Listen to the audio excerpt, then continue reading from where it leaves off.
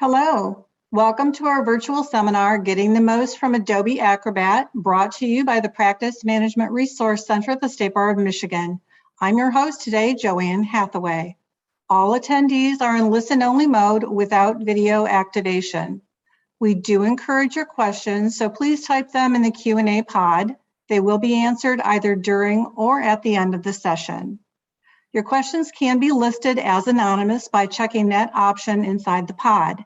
They are private, although if answered inside the pod as opposed to verbally, the other attendees will then see both the question and the answer.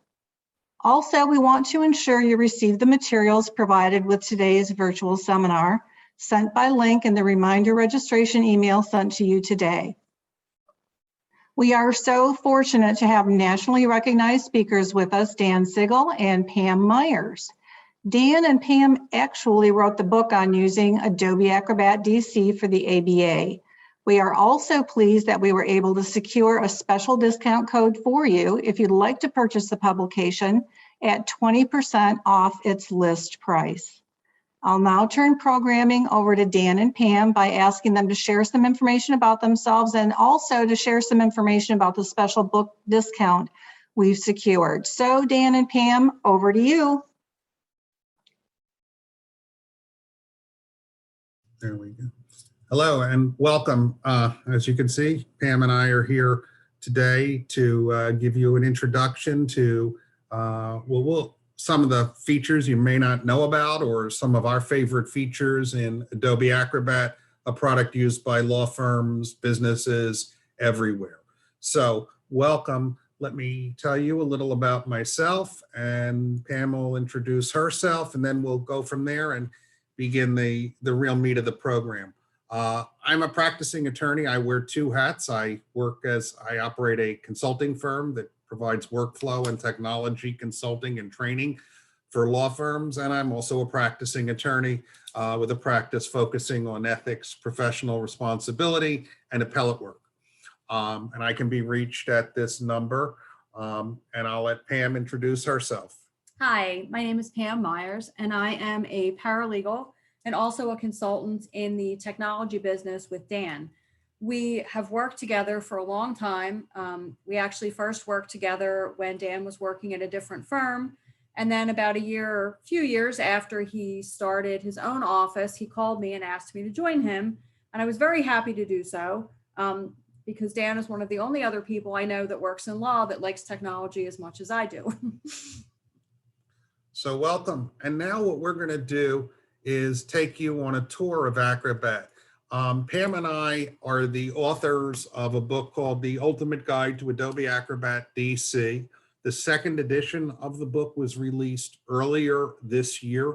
It is a practical guide. In fact, your materials include a chapter from the book. The book is available at this point from the American Bar Association through the link that's here, or from the ABA website. It is all new content, all new screenshots, and Pam added in all of the Apple/Mac information. Finally, today, we learned that the electronic book, the EPUB, is finally available also from ABA. The book itself is in black and white. The EPUB is in color, so you can see the illustrations a little bit better, but either one is available. And the ABA has provided us with a discount code that if you use this code at the, when you're checking out at the ABA bookstore or the ABA book, store, this code should provide you with a 20% discount. So if you want the book, you can get it electronically or in paper or both and receive a discount. What we're not here to do is to show you how to create a PDF or do the very basics of Acrobat. Hopefully, all of you know how to do that, but we're here to give you a tour of some of our more favorite features. Sometimes they're features that aren't used as much as we think they should be. because a lot of times users don't even realize they're there. So hopefully you come away from the program saying, boy, I didn't know Acrobat did that, and realize that there is a lot more. Our book is roughly 300 pages, and that's because there are so many features that people can use. When we teach a course on Acrobat, the normal full day course is 6 hours, and we still don't cover everything. And Acrobat is regularly updated by Adobe to include even more features or to tweak the features that are there. And as a result, it's an evolving program that is essential for lawyers, no matter what your practice is. What we're going to cover today are a few of the features that we like. In fact, in planning this, we're probably going to tweak this list a little. We're going to show you how reducing file size is even easier and better than ever. We'll take you on a tour of how redaction has changed with revisions to Acrobat that came out last year, literally just as we were submitting the final copy of our book. Ways to organize thumbnails, some other features as well. Some things we'll just tell you about now is that Acrobat revised the print dialog to make it easier to fit on one screen.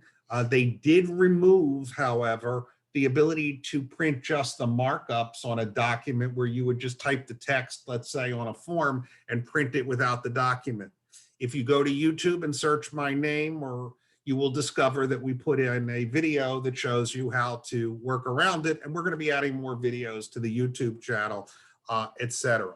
So we're going to try to cover all of this in an hour, take your questions, and go from there. What you may not realize is, since you think you're looking at a PowerPoint, you're not. You're looking at an Acrobat PDF of a PowerPoint. The reason that matters is that organization of Acrobat can help you work as an attorney. So that here, by turning this PowerPoint into a PDF, we don't have to start switching screens, which you've seen presenters do all the time. We don't have to do that because we're going to just switch from one document to another. And I'm going to hit escape. We'll go back into Acrobat. And what I want you to look at is across the top here. Acrobat has the ability to display documents in either a tabbed view or as separate documents. My general preference in my practice is to have it as separate documents so I can switch back and forth. But I have found that using the tabbed view at certain times is very helpful. Particularly, let's say you are an attorney, and the example where I saw it used most effectively was at a Zoom-based zoning hearing in a local community. And by having the tab view, the attorney was able to ask the witness questions and simply click on a tab, one tab to another, which were labeled Exhibit A, Exhibit B, and all of us who were attending, because everyone was attending remotely, were able to follow the exhibits. He wasn't doing the switch back and forth. And it was all because Acrobat was in tabbed view.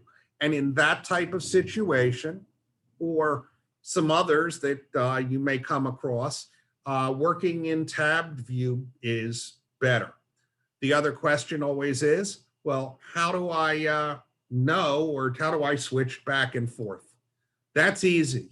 You go into Edit, and then you hit Preferences, which is where you customize Acrobat.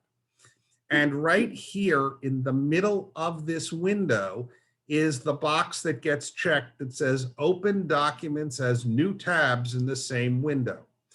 If you want the tabs to appear as they do on our screen, then you would check that box. If you want them to appear as separate documents, you uncheck the box, you hit OK at the bottom, and then X out. I'm going to leave it in because we may open other documents. We're going to do a few different things today. And we want to work from this one interface. So literally, we never have to leave Acrobat to do this presentation, which also means we don't have to suddenly share our desktop, or if you're doing a program, oops, I shared Outlook while client email was there, things we've all done. So that's the first sort of step. What we're going to do now is let Pam show you the ability to reduce file size in a couple of different ways. And what we're going to do is I'm going to first show you this document that's an article I wrote. And I'm just looking because it is there, okay? And it's this document, which is the example we use a lot to show people of how to reduce file size. And it's particularly telling because this is actually the final proof of our book. And there's a story behind why it is showing at one size and goes to another. So now I'll turn it over to Pam and she can walk you through this. The original document that Dan brought up was an article that he wrote for a magazine. The article was only 6 pages long, which is not particularly long, but as you can see, it's in color. It has a lot of illustrations, all the kind of things that tend to bump up the digital size of your documents. This particular document, if you want to know exactly how big it is, you can go to, sorry, I cannot see very well, File Properties, and you can see that for whatever reason, this document is an astounding 165 megabytes. You can't really do a lot with that if you want to send it to someone or even just saving it to your computer. Do you really want one 6-page PDF document to be 165 megabytes? So you can reduce the size of the document. Most of you probably have done that before. And the way you could do that was File, Save as Other, Reduced Size PDF. Acrobat has another method of doing that, which makes it a lot easier and a lot faster. You simply go to File, Reduce File Size. And when you click that button, and I will in a second, you will see a box appear at the bottom of the screen that tells you that it is reducing the file. And we're going to save it to the same location, or you could save it as a different size. Oops. Save. And then at the bottom, it says reducing PDF size. And when it finishes, and it does not take tremendously long, it will tell you either that it reduced it from size X to size Y, or in the rare event that it's already been reduced, that it can't reduce it any further. That usually only happens if the document's already been compressed by someone in the first place. This document reduced in size from 165 megabytes to just a little over 1. I would prefer to have a 1 megabyte file to a 165 megabyte file if it was me. And it was that simple. It's one click and you're done. Plus, when you use the Save as Reduced Size PDF, you are not assured that it is actually saved as the most reduced size PDF. When you use the File Reduce File Size command, it actually does do it, so you only have to do it one time. That's the nice part about it. Now, there is a misapprehension about reduced file size, which is what happened with our proofs of our book. And we're going to switch to it, and it's helpful. Let's find a page with a picture, and then I'll let Pam take over. There. We can look at my face. In this, there is a misconception that if you reduce the size of a file, that it somehow degrades the quality of the file, and it degrades the quality of the text, the images, that it'll be blurry, like somehow it's a document that's been scanned and copied multiple times. That is not true. When this proof came to us, it was 31 megabytes, which is not horrible, but it's large. And for a document like this, 31 megabytes is a lot, and there was really no reason for it. So we kept having an issue with the publisher, and it wasn't coming through in the email because the attachments kept getting scrubbed. And we finally figured out that they did not reduce the file size because it was a proof of our book, and there's a lot of screenshots, and they were afraid that if they did that it would degrade all of the images. So they wound up sending it to us through a file share instead.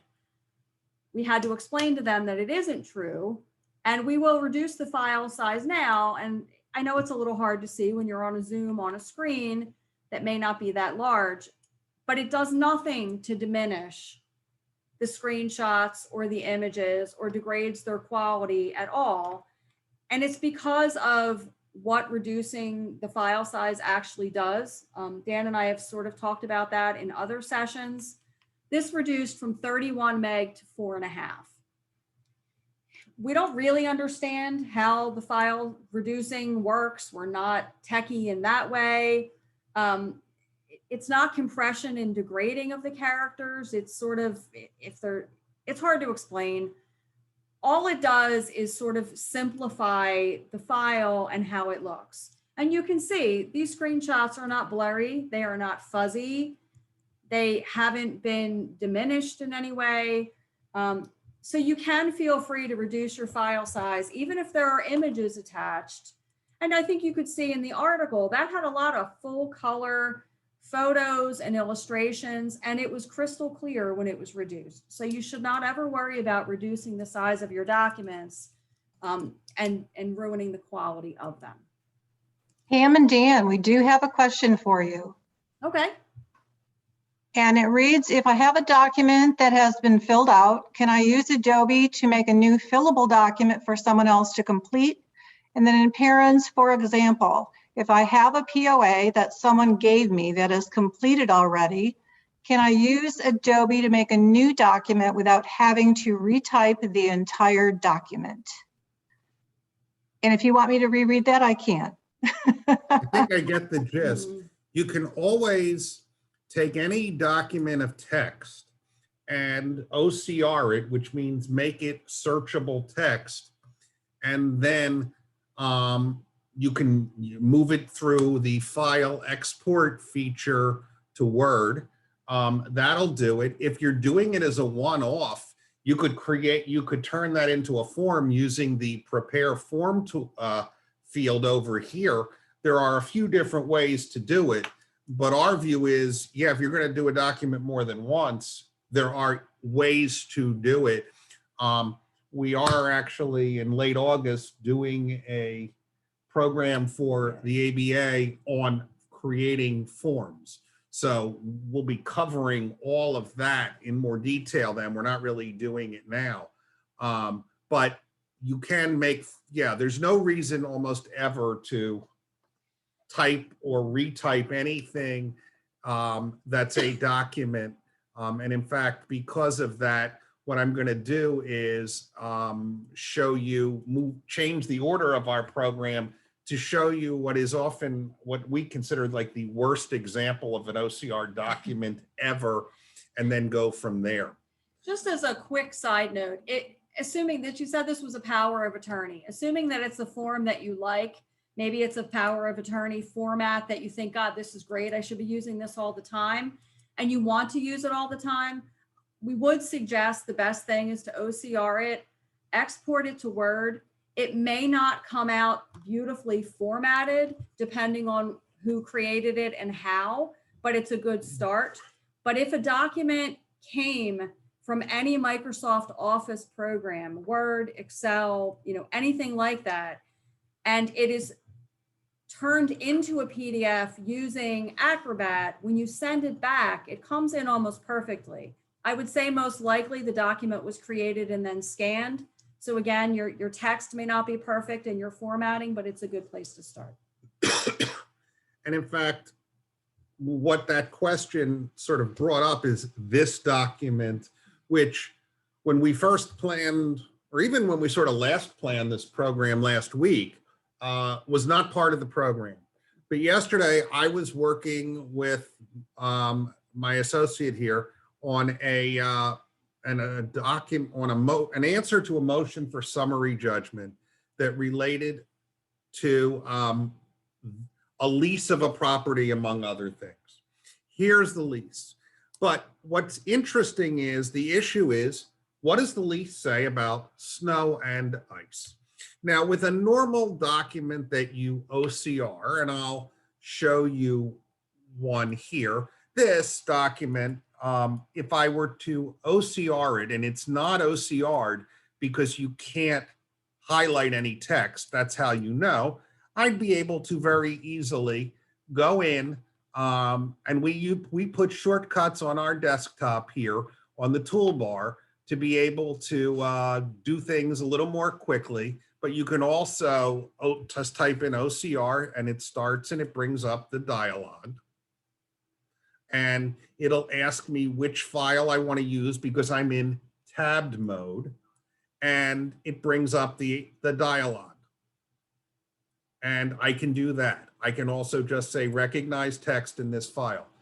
I will also show you here the settings, because it's very important, if you get nothing else out of the program, to always have your OCR in searchable image exact mode, because the document's view doesn't change.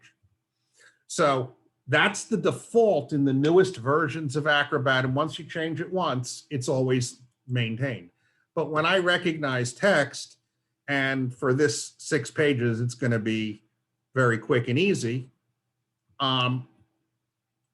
I have the ability to search the text, and I'm just going to do an advanced search, which allows me to see all of the different words in this document. And I'm just going to type friend, and I'm going to say whole word. I'm not going to say whole words only, but and it'll show me very quickly when I do search all of the examples of friend, because this is about should you friend a judge. So normally it works nice and easily. Now let's go back to the lease. Dan, excuse me, we do have another question about OCRing. We do have a couple questions in the queue. Wondering if you could please explain for our attendees what OCRing means. Okay, OCR, it's the most technical word we use, or phrase, or whatever acronym in this program, simply means optical character recognition. What that means in plain language is it takes the picture of a document, which is what you get when you scan any document, it's no more than a picture, and takes the text that is visible and makes it readable, searchable text so that you can copy it or use it in other things. Go back to the article. Yeah. You can see before, when Dan clicked on it, it was just the whole thing was blue because it was literally just a picture. Now when you're selecting and he selects copy and then pasted it in Word or something like that, it comes up and it actually copies the specific text that he pulled out. With the formatting, you know, with everything, if you do it that way. Otherwise, when the entire thing was blue, it's because it's literally like selecting a photo of the entire page. OCR is text recognition, and it just lets you select and search for individual words or phrases. So now if we go back to that lease, and I have to just find it in here. Here we go. This looks like, okay, it's not the greatest quality document, but I needed to find yesterday the word ice in this document because I wanted to see what did the lease say about snow and ice. So I go and I start searching, and I use the advanced search, which is you can do through either Control-Shift-F or advanced search. And I start to look for ice in this document. And what I get is all these different examples of what appears to be ice, but it's also notice. And if I do a new search and I say I only want that word, ice, and not any other words, like notice and things like that. You see that other examples here show up that are not right, like notice, but you can see they're gibberish. The OCR function in Acrobat has an additional function that was added a couple of years ago that is called correct recognized text, which actually allows you to correct the behind the scenes text that Acrobat has created that you don't see in a document, so that when you search, you find the right words and you can correct mistakes. What Acrobat does, though, is when you do that, and I want to just take you to the search where here's where it says snow and ice, and it takes me to this page here where, and you can't really see it well, but ice is highlighted because this document is in such small print. Well, I said, you know what? We could tell looking at this that there were some errors in the OCR, so I'm going to correct it. And I go here, and correct recognized text will show you all of the errors highlighted in red boxes that are in the document from OCR because the quality was poor. This entire document turned out to be poor, to say the least. Now, what you don't want to do is to have to go through and correct all of these errors. That's work that's just not worth it. But if I need to find information and I want to find ice, it's important. So I will go back. Here are the search results. And the nice part about the search results is that if I click Arrange Windows, it organizes it. So now I go here, and when I find that example, and I will make it a little larger for you, here is ice. You see that it thinks it's ice with some other language. So I just type in ice here and say accept. Now I can go here to the next example, and it will show me where it thinks ice is again. And it's hard to see because it's such an abomination of a document, but it really is the word notice. So I'll just type in notice here and say accept. And then I'll go to the next, and here it is. Whoops, I'm trying to find it. And it thinks it's is ice when it's really ITS. So I'm correcting these. And it's only 5 of them, so it's not a big deal. And I'll just correct this one to be notice, accept, and then the last. And I have to find it. It's hard in this document. This is one of the worst Examples of an OCR that I have ever seen. This has clearly been copied and scanned a million times. But now when I do that search again for ice, whoops, of course you have to spell it right. Dan will only actually get the results for ice, not notice. Now, why is this important?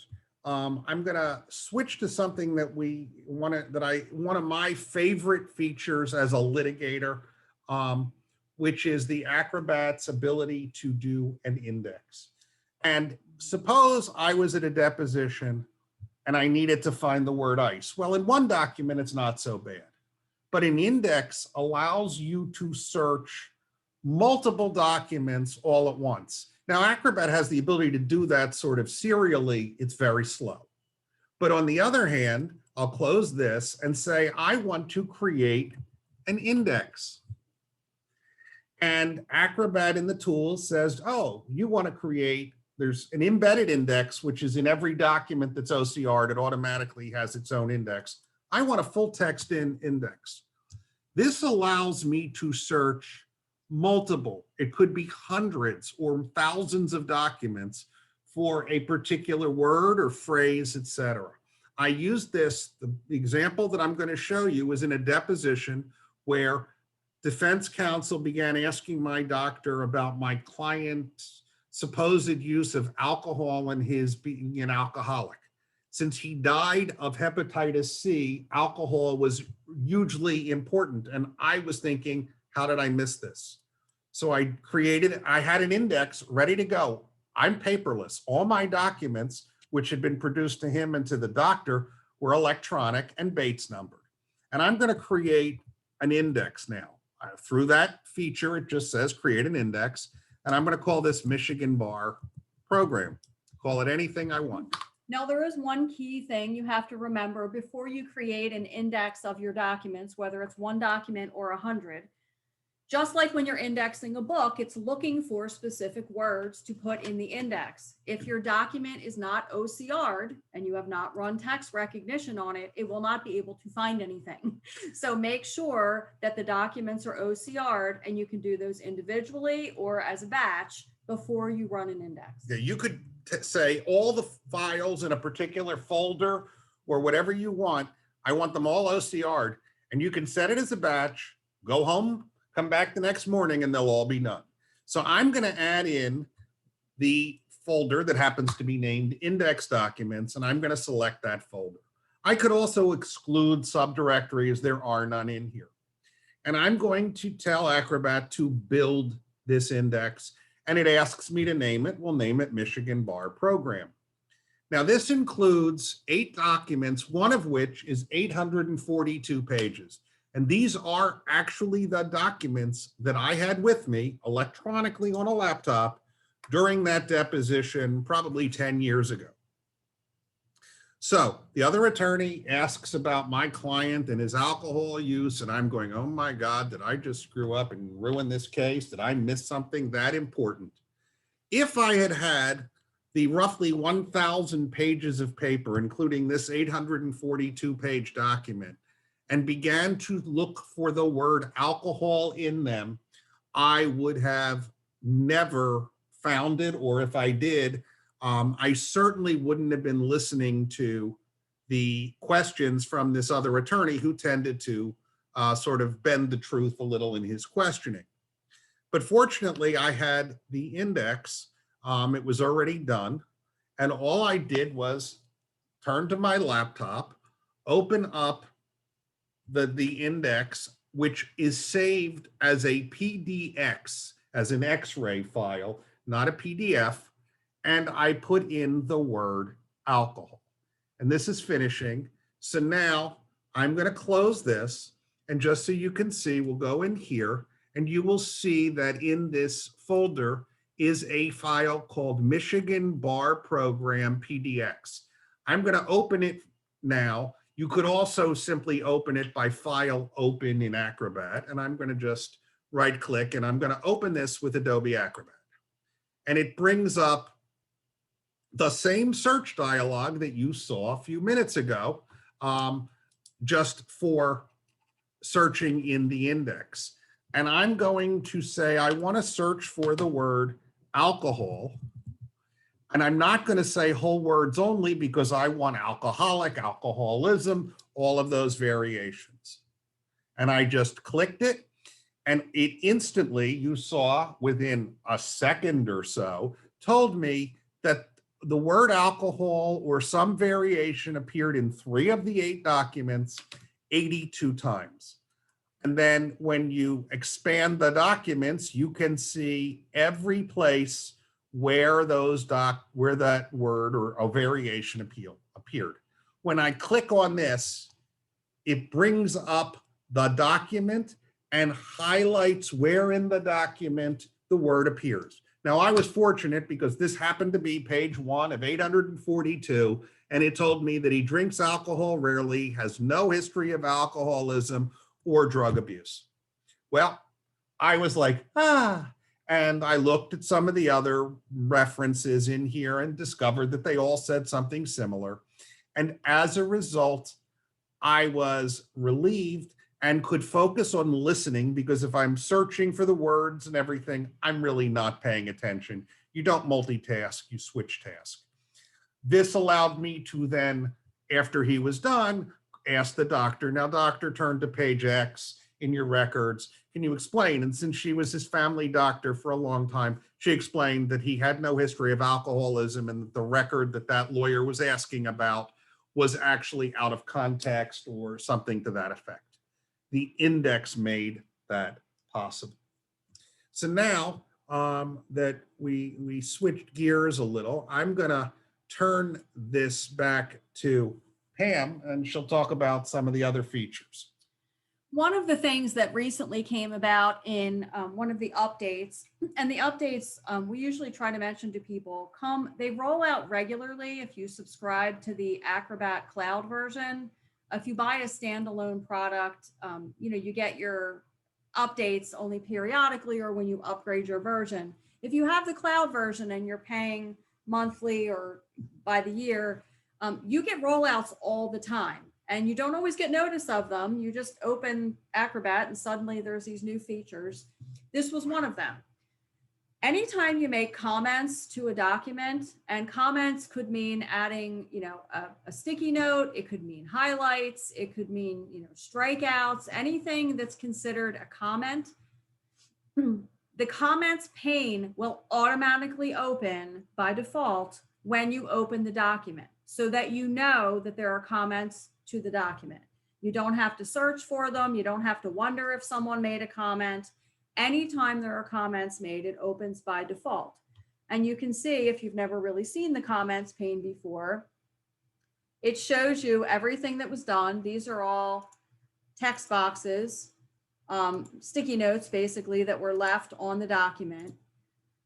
And you can see that when you open the document, automatically you will know what these are. And if you click on them individually, you can scroll through, but you never have to wonder if comments were made, and they're not hidden from you in your documents. You can turn the feature off. I don't like to turn the feature off because it's helpful to know, in our office, Pam could route me a document. Well, I don't have to go, well, did she make comments or where did she make comments? I can see everything right here quickly and easily. And that's what you want to do most of the time. And honestly, I do find it useful too. It helps you to be careful if you're going to send a document outside the firm, or even frankly in the firm. If you've made comments to the document and you kind of forgot that maybe you did on the 12th page of 30 pages that you inserted a comment or you made some kind of note, if you open the document, you're going to know it's there and it's not hidden somewhere that you forgot that there were comments before you send it out or you give it to someone else. Now I've closed it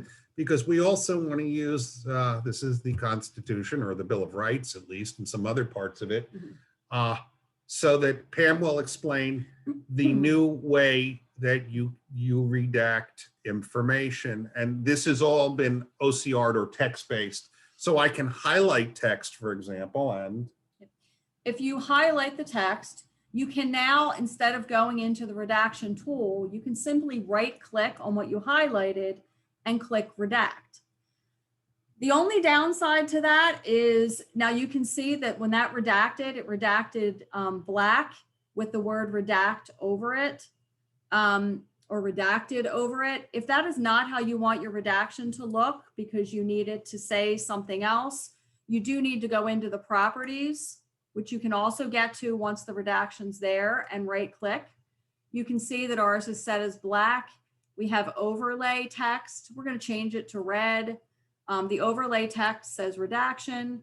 If you have specific redaction codes that you have to use based on certain statutes, some of them are built in by Adobe already, things related to FOIA and Privacy Acts.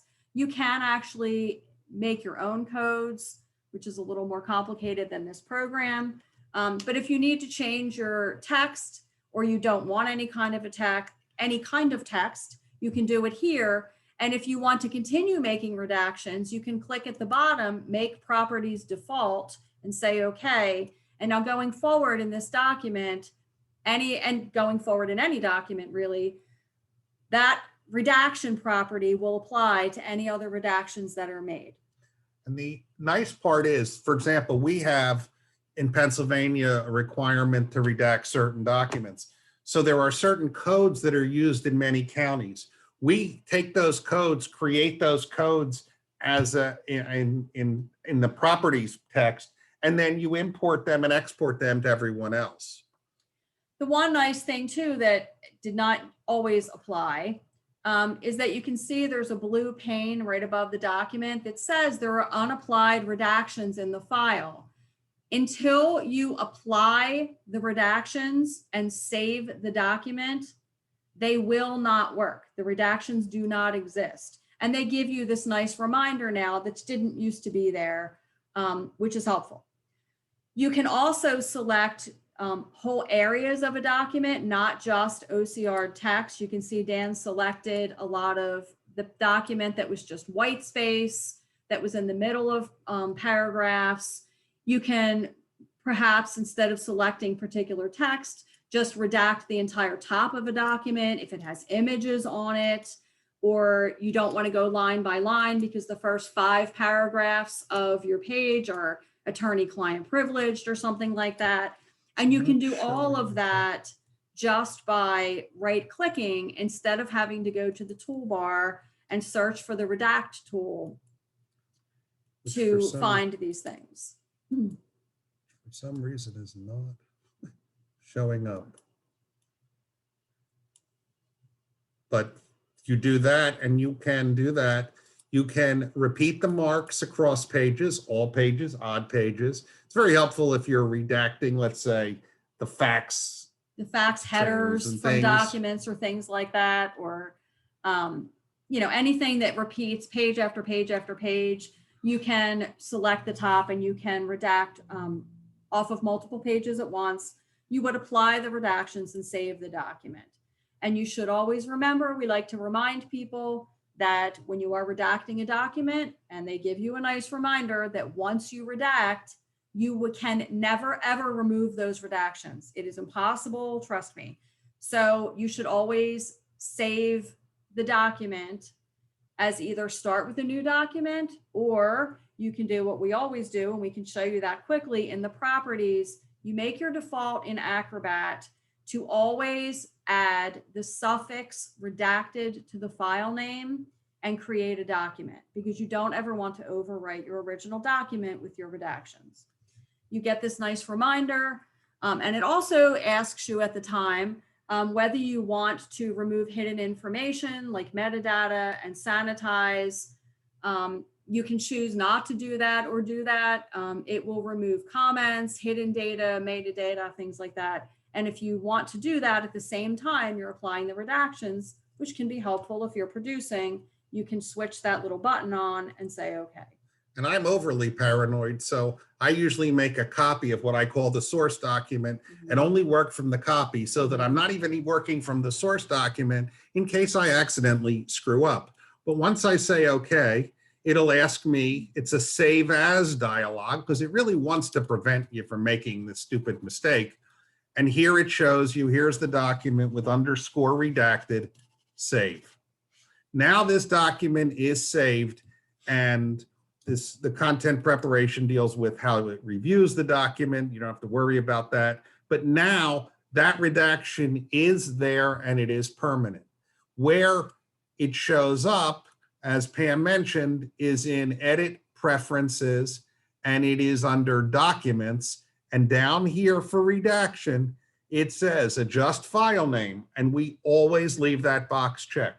So anytime you go to apply your redactions, if you leave that checked, what it will do is create a new document, generally in the same place that your old one was, with the same file name and an added redacted at the end. So you always know which is the redacted and which is the original. Now, I just went to the redaction toolbar, which it shows you here, to show you the one other feature, which is to find text and redact, because it tells you here, it warns you, remember, it may not be able to see images or art or handwritten words, but it brings back this same similar search function. And if I wanted to just, let's say amendment was a name that I needed to remove because it was impermissible for some reason. If I say search and remove text, and it didn't see amendment because amendment was script. So we're going to try this again. And Oh, we're in the, my mistake. I was in the PDX, I was in the index, not the current document. Now we'll try amendment again, and you can see it. I can tell Acrobat now to check all of these. I also have the ability to save the results. I can also search for word patterns, social security numbers, birth dates, phone numbers, credit cards, etc. I mark all of these items for redaction, and suddenly you can see that everywhere in the document where amendment appears, it will redact it will redact it all at once. So you can go through. If you have, in Pennsylvania, we can't list the names of minors. So if you know the minor is John Smith, you can search and redact every instance of John Smith, same as social security numbers, etc. So there's a lot you can do because the patterns are phone numbers, credit cards, social security number, email addresses, and dates. Every state has sort of different rules about that. So that's a little bit about redaction. Whoops, and I went out of here. One of the things that I use a lot as a paralegal when I'm constantly assembling documents for filing that Dan or the other attorneys have created is that oftentimes especially when preparing motions and memos of law, things like that, you need a proposed order and you need a motion and you need a memo of law and a certificate of compliance and all kinds of other things here in Pennsylvania and probably a lot of other places. Well, most of the time when Dan starts writing or anyone else does, they immediately start writing the motion and then they do the memo. Oh, we have to do the proposed order. That gets thrown in at the end, that kind of a thing. Well, I can't file it that way because the way we have to file things here, they have to be in a specific order. The order is on the top and then the motion, et cetera, et cetera. It's harder to move those things around in Word with page breaks and section breaks than it is in Acrobat. So I let him do the whole document. We prepare it. It's ready to go in whatever order he puts it in. And then I create an Adobe PDF. Once I'm in Acrobat and I use the page thumbnails, it is very easy for me to drag things around and put them in the order that they need to be in for me to do the filing. So if the order, happened to be on page, say this is page 6 and I need it at the front, you can move it to the front.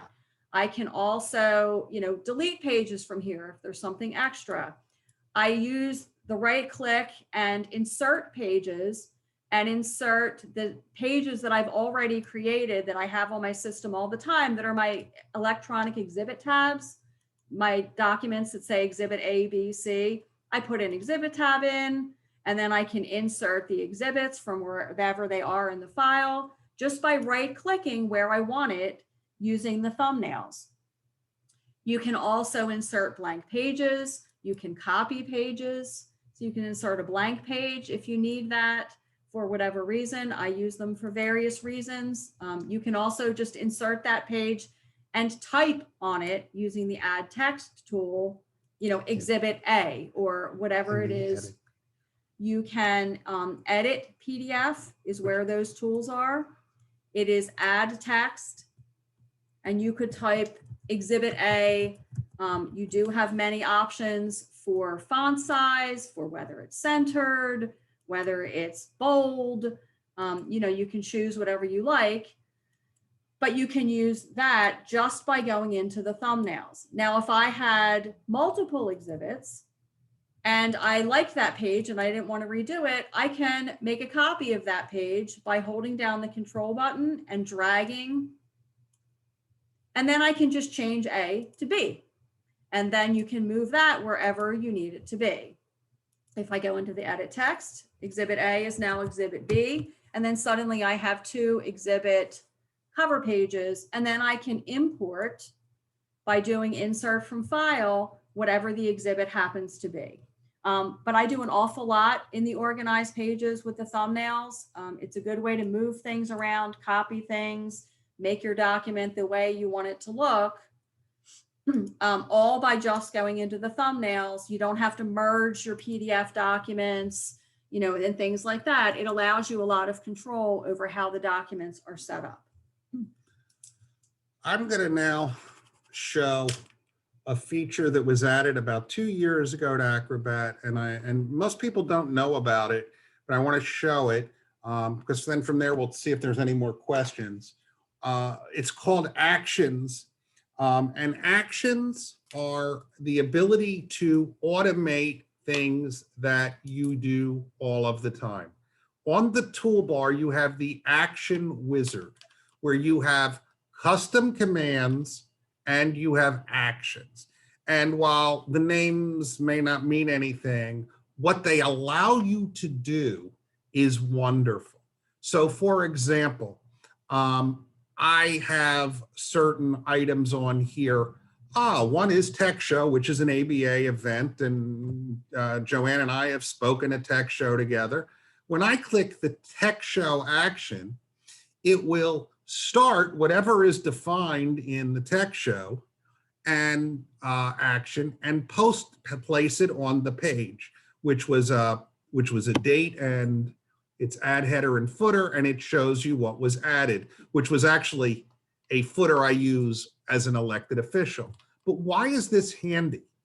Because when I go into let me take a step back. We send documents to clients all the time. What we do is we will send them drafts of wills. So it'll say across the middle, it'll have that watermark that you like to put on their draft. And it has on the bottom, attorney-client confidential. Well, you can create them manually every time. I don't like to do anything more than once that I'm going to repeat.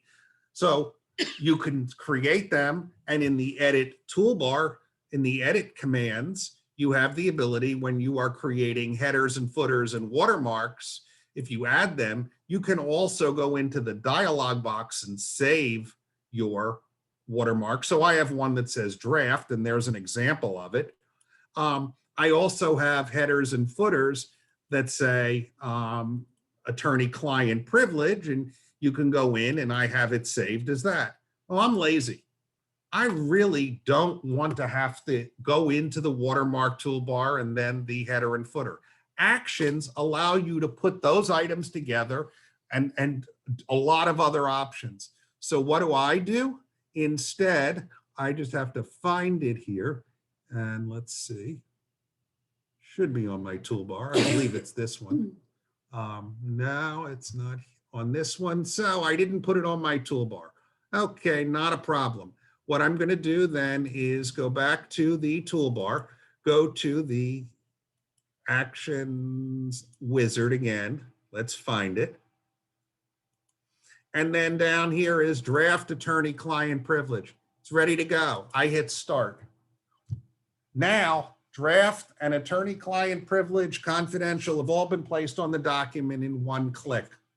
And then I hit, and it's been saved because that's part of the wizard. So in one click through the actions and commands, and when you create the new commands and the new actions, it allows you to take all of the different features and things that you use, everything from, reduce file size to pages, rotate pages, to content, add images, add bookmarks, all of those types of things, and put them together so that when you go back into the action here, there we go, and I want to look at the draft attorney-client privilege, you can see it starts with adding the header and footer. That's confidential attorney-client privilege.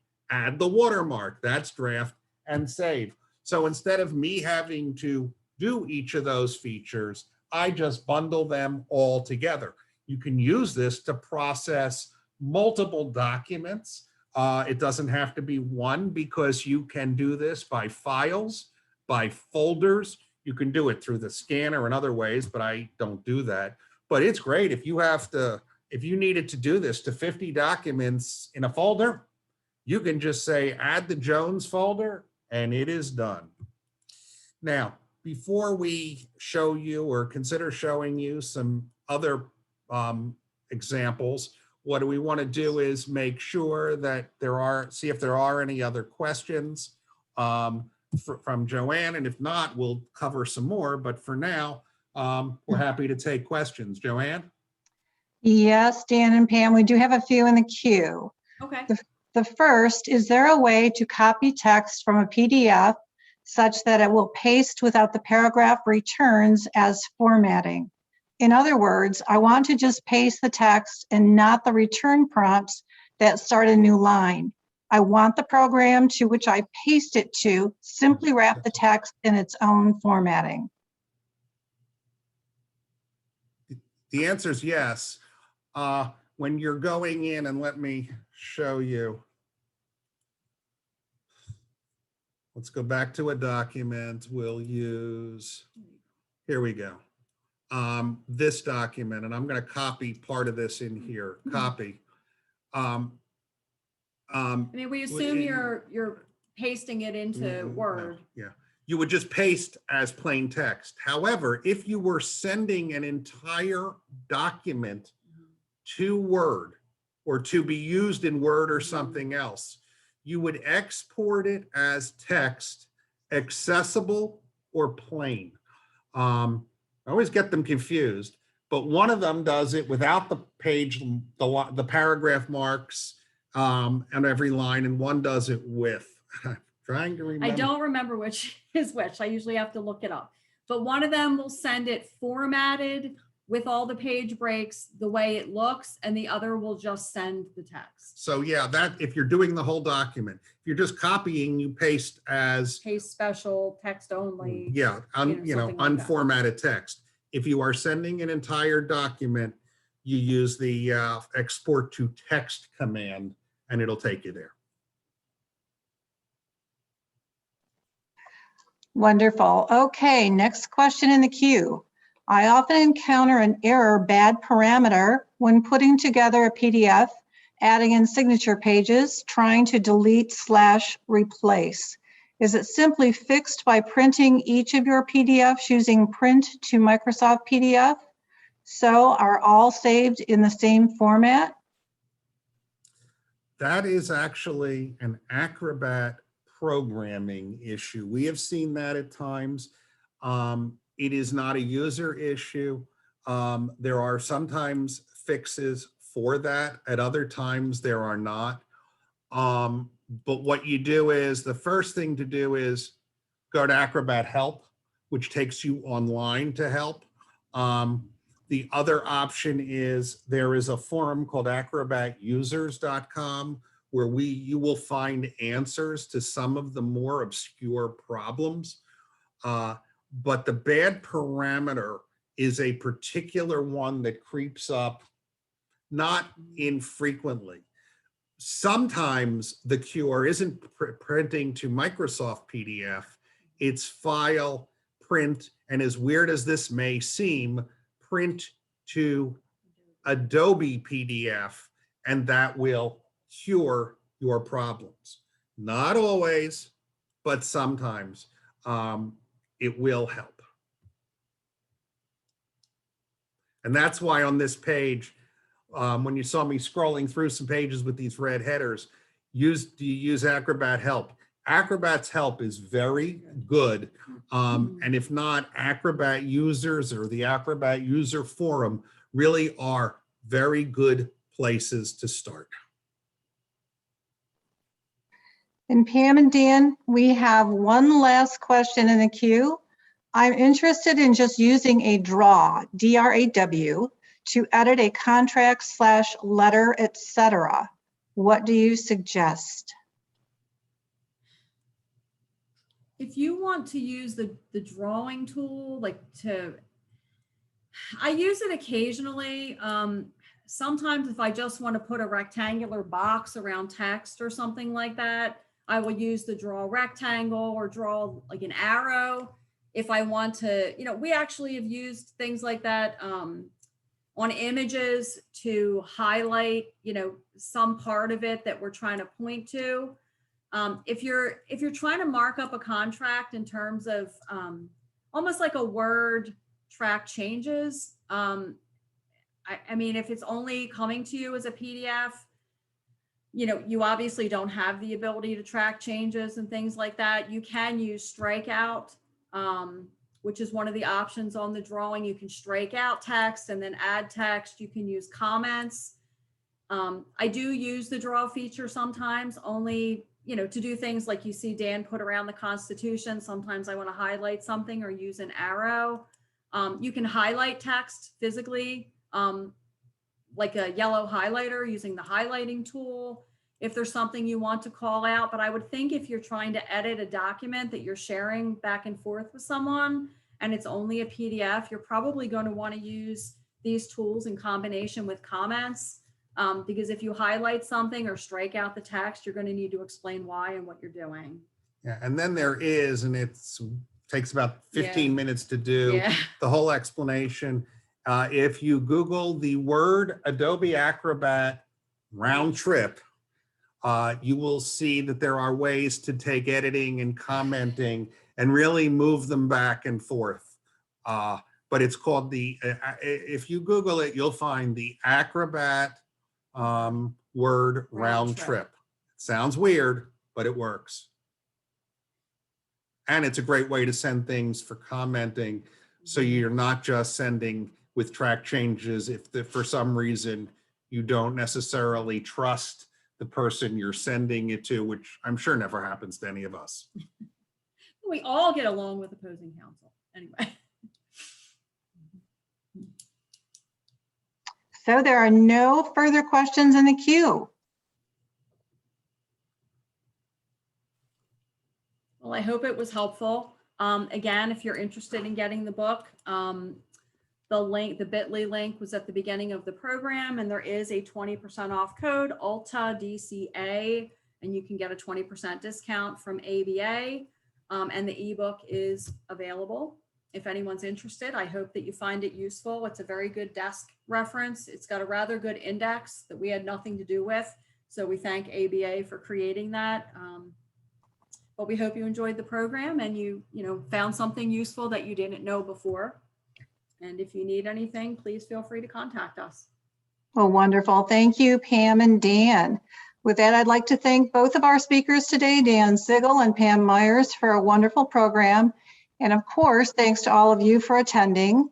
Your feedback is important to us, and we would appreciate it if you would complete a short survey that will populate your screen when we close today. Also, we invite you to mark your calendars for our next virtual seminar, which is Effective and Affordable Digital Legal Marketing, scheduled for August 25th at 10 a.m. Eastern Time. With that, thank you again for joining the State Bar of Michigan virtual seminar.